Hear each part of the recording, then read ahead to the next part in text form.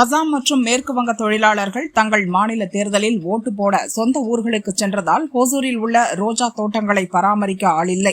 மலர் தோட்டங்கள் அழிவை சந்திக்கும் அபாயம் இருப்பதாக விவசாயிகள் வேதனை தெரிவிக்கின்றனர். நான் 40 ஏக்கர்ல கிரீன் ஹவுஸ் அமைச்சு இதுல மலர்களை சாகுபடி செய்துட்டு இருக்கேன். 13 வருஷமா.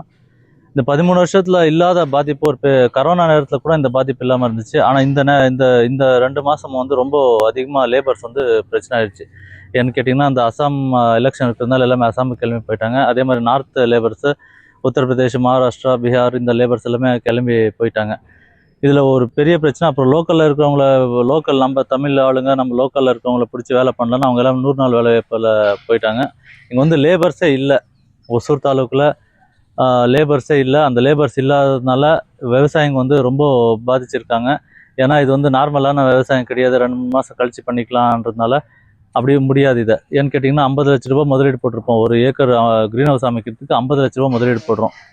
அந்த 50 லட்ச ரூபா முதலீடு போட்டு இது தொடர்ந்து வருஷம் ஃபுல்லாக இது தொழில் பண்ணலன்னா லோன் கட்ட முடியாது. இருக்கிற மற்ற இது எல்லாமே லாஸ் ஆகிட்டு இருக்கு.